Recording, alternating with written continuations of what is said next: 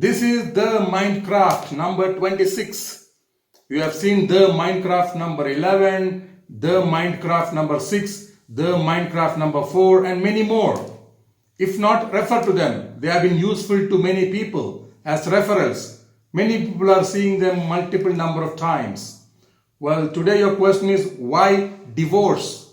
Why divorce? Well, divorce is because there is marriage. Well, there is marriage and then there is divorce. So what is marriage? It's a linking. It's a linking with other people. It's an association. Maybe even a partnership. Maybe companionship. So did you intend to stay together, or did you intend to satisfy one of your temptations? If your intention was to stay together whatever happens, in that case, there may not have been enough space for divorce. But perhaps from the word go, you wanted to satisfy one of your need, one of your necessity, one of your temptation. And what is that? Were you married with the association, the collaboration of two heart, or two brains, or the reasoning matched, or the rationale matched? What was the compatibility? At the word go in the beginning, was it a matter of that you had the same tradition, the same culture? So what was that compatibility element? Was it just intention, pure intention to stay together, or did it satisfy one of your requirements? Maybe progeny, maybe some emotional strength. Maybe you wanted a companion to be with you in your journey, because maybe it was an association of profession, maybe it was an association of lust, maybe sex, maybe progeny, maybe someone to hug, maybe someone to do romance. If not an arm candy means society requires you to have somebody beside you. What is it that was completing to you when you intended or when you decided to marry? Was the first intention that we must journey together till the end of our lives, or was it to complete one incompleteness that you experienced? Maybe you had no friends. Maybe you wanted a completion into a vacuum of loneliness. Maybe you wanted a filler in your emptiness of boredom. Or you felt bored that you wanted to have somebody at home to talk to share, to verify your existence, that somebody is dependent on you and somebody is trusting you, and there is no threat to somebody is there to support you, encourage you. So somebody to lend their shoulder when you want to cry, that you experienced all these vacuums and incompleteness and emptiness when you married, when you wanted another spouse. So you got to articulate, you got to decipher, rift each emotion and find out what was your original need to procure something that was the other. The other. You had to not to get completed within you.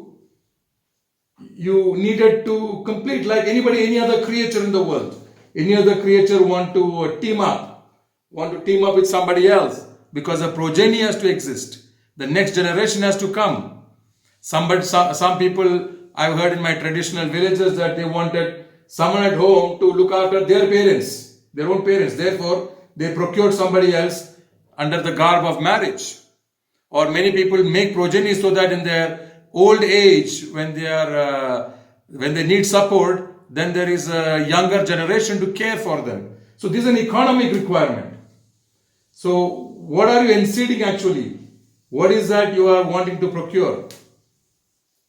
So if it's just a reasoning that you must associate with somebody, link with somebody and procure, then when that changes, then you will not know what for is this relationship further going to satisfy you.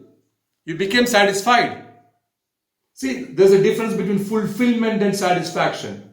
So fulfillment, if you have intended to stay together as a journey, then you feel fulfilled that that intention is getting completed, getting total attention. But if it is a satisfaction of that we are stay from the same village, we can live together easily, that our parents are nearby, or it is a complementary profession, that one person is a very rich person business-wise, but do not have a government influence, so then they marry a spouse with a government influence, maybe an administrative officer or somebody in the government, so together they feel their some goals, some targets are achieved, some goals are accomplished.